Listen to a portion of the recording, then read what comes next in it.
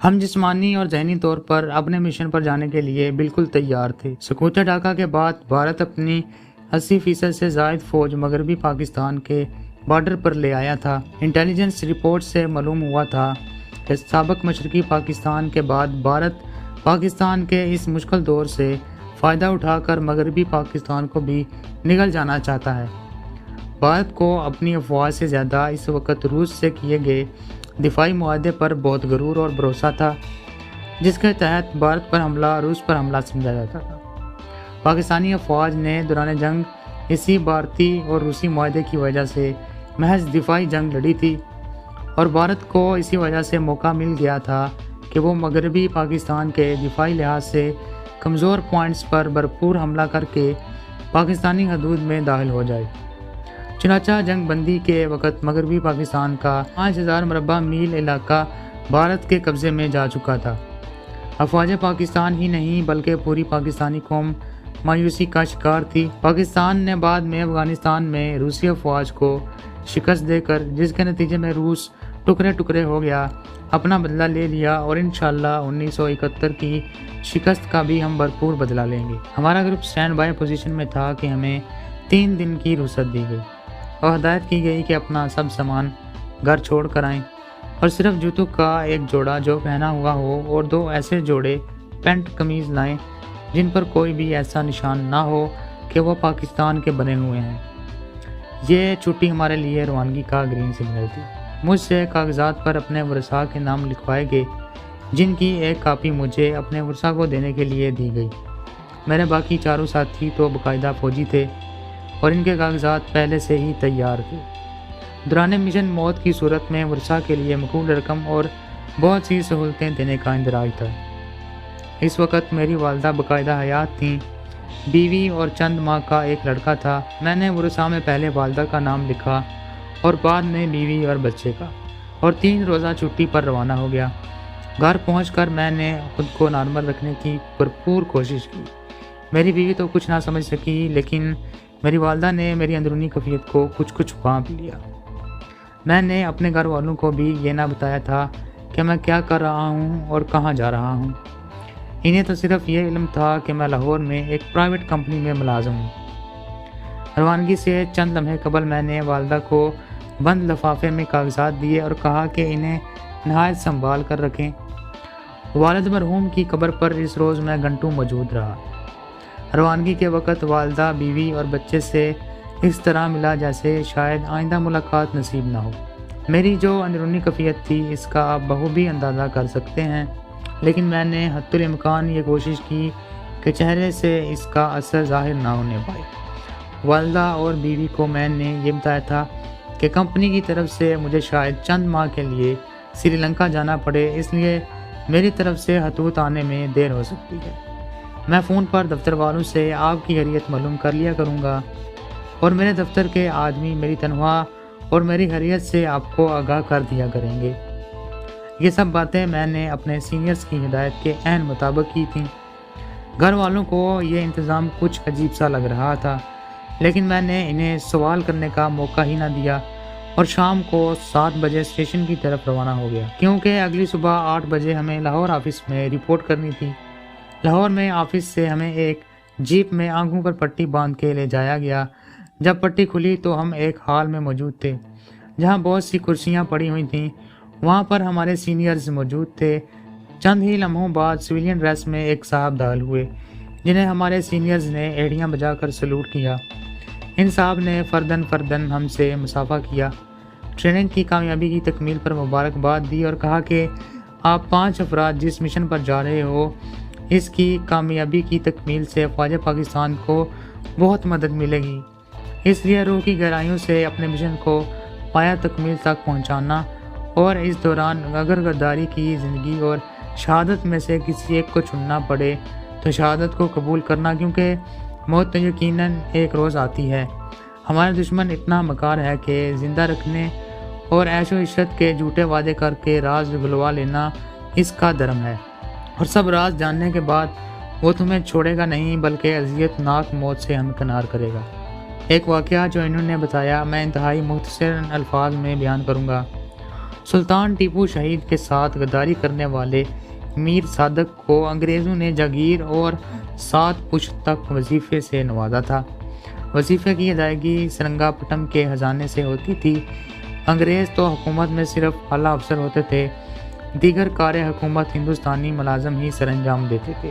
برسبیل تذکرہ یہ حقیقت کتنی عجیب اور افسوسناک ہے کہ 1857 میں جنگ آزادی سے لے کر 1947 میں آزادی ملنے تک پورے برصغیر میں انگریز سول ملازمین کی تعداد کبھی بھی 2500 سے زائد نہ رہی، اور یہ 2500 انگریز اپنے ہندوستانی ملازموں کے بلبوتے پر، جن میں 80% ہندو ہوتے تھے، پورے برصغیر پر دھڑلے سے حکومت کرتے رہے۔ یہ ایک تاریخی حقیقت ہے کہ میر صادق کے ورثاء کو وظیفے کی ادائیگی کے لیے جب پکار پڑتی تھی تو چپراسی بالکل آج کل کی عدالتوں میں رائج طریقے کے مطابق اونچی آواز میں پکارتا تھا کہ میر صادق غدار کے ورثاء حاضر ہیں۔ جیسے شہید ہمیشہ زندہ رہتا ہے، ویسے ہی غدار کی غداری اس کے مرنے سے ختم نہیں ہو جاتی، بلکہ یہ پشت در پشت اس کی اولاد کو یاد کراتی رہتی ہے کہ تمہارے اجداد میں ایک غدار تھا۔ انہوں نے ایک مثال دی کہ بہادر شاہ ظفر کے سسر، جس نے بہادر شاہ ظفر کو گرفتار کروایا تھا، اس کی اولاد تقسیم ہند کے بعد نقل مکانی کر کے کراچی میں آ گئی ہے اور سرکاری محکموں میں ملازمت اور تجارت میں مصروف ہے، لیکن وہ اپنے جد امجد کا نام تک نہیں لیتے، اور اگر کسی کو اس کا علم بھی ہو جائے تو اسے نہایت عاجزی سے کہتے ہیں کہ اس بات کی تشہیر نہ کرے۔ انہوں نے کہا کہ بارڈر کراس کرنے کے بعد یہ محض تمہاری اپنی ثوابدید پر ہوگا کہ اگر ایسا موقع آیا کہ تمہیں غداری اور شہادت میں سے کسی ایک کو چننا پڑا تو تم کسے ترجیح دو گے۔ اس مختصر سی تقریر یا نصیحت کے بعد وہ ہم پانچوں سے بغلگیر ہوئے اور اس کمرے سے باہر چلے گئے۔ ان کے جانے کے بعد ہم سب کی جسمانی اور ساتھ لائے ہوئے سامان کی بھرپور تلاشی لی گئی۔ ہمارے سگریٹ، ماچس، بٹوے سب لے کر ہمیں باتی سگریٹ، ماچس اور بٹوے دیے گئے۔ ہمارے ایئر بیگ لے کر ایسے ایئر بیگ دیے گئے جن پر میڈ ان انڈیا لکھا ہوا تھا۔ ہمیں سائنائڈ سے بڑی داڑیں 2 ڈاکٹروں نے لگائیں۔ ان کے ساتھ کچھ ایسا کیمیکل بھی لگا ہوا تھا جس سے یہ نہایت مضبوطی سے چپک گئیں۔ ہم سب کو 5-5 ہزار کی بھارتی کرنسی دی گئی اور مجھے ایک کاغذ دیا گیا جس پر دلی، آگرہ اور بمبئی کے کچھ پتے درج تھے۔ کوڈ ورڈ بھی لکھا ہوا تھا۔ یہ ان بھارتی ہمدردوں کے پتے تھے جن سے رابطہ کرنے پر مجھے روپیہ اور دیگر مطلوبہ اشیاء مل سکتی تھیں۔ مجھے یہ ایڈریس اور نام ازبر یاد کرنے تھے۔ جس مشن پر ہم جا رہے تھے وہ ایک نہیں بلکہ درجنوں میں تھا۔ اس کے علاوہ اہم نوعیت کی معلومات اور وہاں کے حالات کو دیکھتے ہوئے جو کام بھی ملک کی بھلائی کے لیے مناسب نظر آئے وہ کرنے کی ہمیں اجازت دی گئی تھی۔ یعنی ہمارا کوئی ایک محسوس مشن نہ تھا، بلکہ ہمیں دشمن کے متعلق ہر قسم کی معلومات حاصل کرنا تھی اور موقع ملنے پر اسے زج کرنا تھا۔ مزید برآں مجھے ایک خصوصی مشن دیا گیا تھا اور وہ تھا Indian army headquarters Delhi میں چیف انڈین آرمی کے دفتر کے کسی ملازم کو پلانٹ کرنا۔ ان دنوں فوٹو کاپی مشین نہیں تھی، اس لیے جو کچھ بھی ٹائپ کیا جاتا تھا کاربن پیپر سے اس کی کاپیاں بنائی جاتی تھیں۔ کاربن کو اگر 1 یا 2 بار استعمال کر لیا جائے تو اس پر ٹائپ کی گئی عبارات بخوبی پڑھی جا سکتی ہیں۔ اگر اس طرح استعمال شدہ کاربن ردی کی ٹوکری میں پھینک دیے جائیں اور صفائی کرنے والا دفتر کے اوقات کے بعد دوران صفائی وہ کاربن پیپرز نکال کر ہمیں دے دے تو بہت ہی اہم معلومات ہمیں مل سکتی تھیں۔ علاوہ ازیں بریگیڈیئرز اور اس سے اوپر کے عہدے دار تحفظ کے لیے رف پیڈ پر جو کچھ بھی لکھتے تھے اس سے اگلا حالی صفحہ ضائع کر دیتے تھے تاکہ قلم کے زور سے تحریر کے نقوش جو حالی صفحے پر آ جاتے تھے وہ کسی کے ہاتھ نہ لگ جائیں۔ یہ بڑے رینک کے افسران حالی صفحے کے صرف 2 یا 3 ٹکڑے کر کے ردی کی ٹوکری میں پھینک دیتے تھے اور وہ ردی کی ٹوکریاں ہمارے لیے کسی خزانے سے کم نہ تھیں۔ میرے خصوصی مشن میں چیف آف آرمی اسٹاف کے ٹائپسٹ اور دفتر کے دوسرے ٹائپسٹ کلرکوں اور صفائی کرنے والوں کو دائمے درمے یا کسی بھی جائز یا ناجائز طریقے سے پلانٹ کرنے اور مطلوبہ کاربن اور پھٹے ہوئے سادہ کاغذات حاصل کرنا تھا۔ جب ایک بار کوئی یہ کام کر بیٹھتا تو پھر آئندہ اس سے مکمل معلومات حاصل کرنا مشکل نہ تھا۔ ممکن ہے کچھ قارئین ہمارے اس ناجائز طریقے سے اتفاق نہ کرتے ہوں، لیکن دشمن سے کلاسیفائڈ اہم خفیہ معلومات حاصل کرنے کے لیے ہر حربہ آزمایا جاتا ہے، تشتری میں رکھ کر ایسی معلومات ہمیں کوئی نہیں دیتا۔ بھارت اور پاکستان میں اس وقت حساس محکموں میں رائج طریقہ یہ تھا کہ جاسوس کو شکل اور جسمانی لحاظ سے ایسا ہونا چاہیے کہ ضرورت پڑنے پر 100 افراد میں بھی گم ہو سکے۔ اس دور میں دونوں ممالک کے جاسوس فقیر، مجذوب، ملنگ یا بالکل نچلے درجے کا کام کرنے والوں کا روپ دار کر دشمن ملک میں کام کرتے تھے۔ یہ بڑی ہی مضحکہ خیز بات تھی کہ برطانیہ کو اپنا قبلہ سمجھ کر پاکستان اور بھارت کے حساس محکموں کے افسران کی تربیت اسکاٹ لینڈ یارڈ میں اکثر ایک ہی کلاس میں ہوتی تھی۔ نتیجتاً دونوں ممالک کے افسران ایک ہی طرز کے تربیت یافتہ ہوتے تھے۔ یہ بالکل اسی طرح ہے جیسے آج کل امریکہ پاکستان اور بھارت دونوں کی افواج کے ساتھ جنگی مشقیں کرتا ہے۔ اس کا اندرونی مقصد ہماری افواج کی صلاحیت کو جاننا ہوتا ہے۔ پاکستانی افواج کے متعلق اہم معلومات اسرائیل کو دی جاتی ہیں جو بالواسطہ بھارت کو پہنچ جاتی ہیں۔ چند سال پہلے تک یہ انتہائی حساس فریضہ جذبہ حب الوطنی سے سرشار پاکستانی سر انجام دیتے تھے، لیکن پھر پاکستانی سیاستدانوں نے یہ کام سنبھال لیا، مگر یہ سیاستدان دشمن سے بجائے خفیہ معلومات کے حصول کے دشمن کو اپنی خفیہ معلومات مہیا کرتے ہیں، ورنہ کسی پاکستانی فوجی نے سکھ قوم پرستوں کی فہرست بھارت کو نہیں دی، اور نہ ہی کسی فوجی نے بھارتی ٹینکوں پر بیٹھ کر پاکستان میں داخل ہونے کی بات کی ہے۔ کسی فوجی نے بھارت کو موسٹ فیورٹ نیشن کا درجہ نہیں دیا۔ یہ نیک کام صرف سیاستدان ہی کر رہے ہیں۔ میں اپنے قد کاٹ اور شکل و صورت سے کسی بھی پہلو سے بھی بھارتی نہیں لگتا تھا، اور سینکڑوں نہیں بلکہ ہزاروں میں مجھے ڈھونڈ لینا بہت آسان تھا۔ غالباً میں پہلا شخص تھا جسے یہ مشن سونپا گیا۔ اپنی شکل و شبہات کی وجہ سے مجھے پاکستانی جاسوس سمجھنے کا کم سے کم امکان تھا۔ مجھے بھارت کی اونچی سوسائٹی میں گل مل جانا تھا اور اونچے درجے کے ہوٹل میں قیام کرنا تھا۔ پاکستان کی طرح بھارتی پولیس اور CIB والے نچلے درجے کے ہوٹلوں پر ہی ریڈ کرتے تھے۔ 4 سٹار یا 5 سٹار ہوٹلوں میں داخل ہونے کی ان میں بھی جرت نہیں ہوتی۔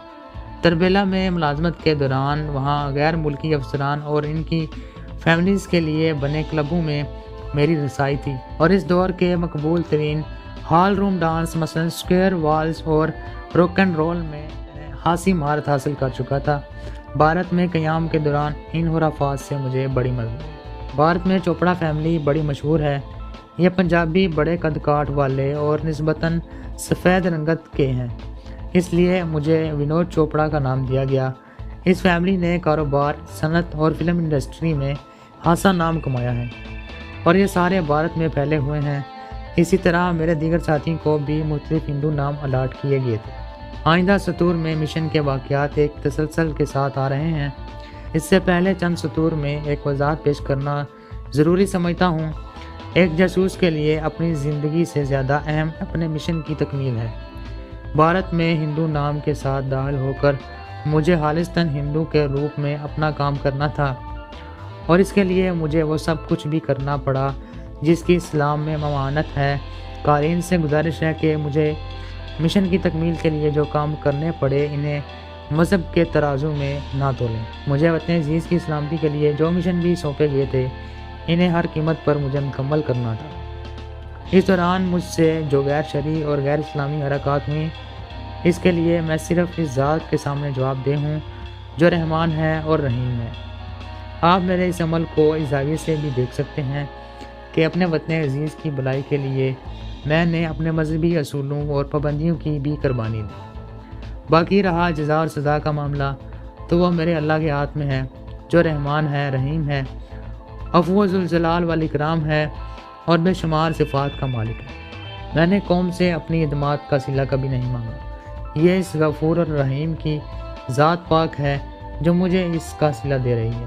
اب ہمیں اپنی دوران ٹریننگ رہائش گاہ پر لایا گیا۔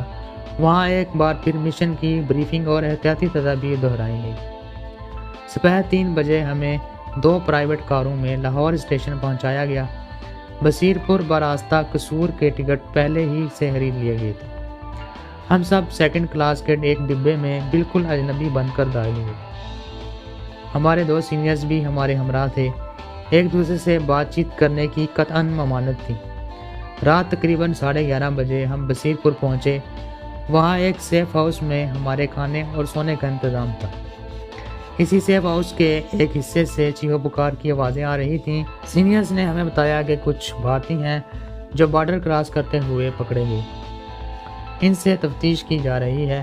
سیف ہاؤس کے مستقل رہائشی بالکل خاموشی سے ہماری مطلوبہ اشیاء ہمیں پہنچا رہے تھے۔ ہم نے جب بھی کوئی سوال کیا تو وہ محض مسکرا کر خاموش ہو جاتے۔ دوسری صبح 9 بجے ہم نے بصیر پور سے کوچ کیا۔ 3 جیپوں میں ہمارا قافلہ روانہ ہوا۔ ہمیں یہ نہیں بتایا گیا تھا کہ ہمیں کہاں لے جایا جا رہا ہے۔ سفر مسلسل کبھی نہر کی پٹری اور کبھی کچی اور ٹوٹی پھوٹی سڑکوں پر جاری رہا۔ غروب آفتاب کے قریب ہم ایمو کے ایک پڑاؤ میں پہنچے جہاں پاکستانی بارڈر فورس کے نوجوانوں نے ہمارا خیر مقدم کیا۔ وہاں ہمیں ہمارے سینئرز نے بتایا کہ ہم بہاول نگر میں منڈی صادق گنج کے قریب بارڈر سے صرف 200 میٹر کی دوری پر ہیں۔ دوستوں، اگر آپ کو ہماری ویڈیو پسند آئی تو ویڈیو کو لائک کرنا مت بھولیں اور اس ویڈیو کو زیادہ سے زیادہ شیئر کریں۔ چینل کو سبسکرائب کریں اور ہمارے ساتھ بنے رہیں۔ ملتے ہیں اگلی ویڈیو میں، تب تک کے لیے اللہ حافظ۔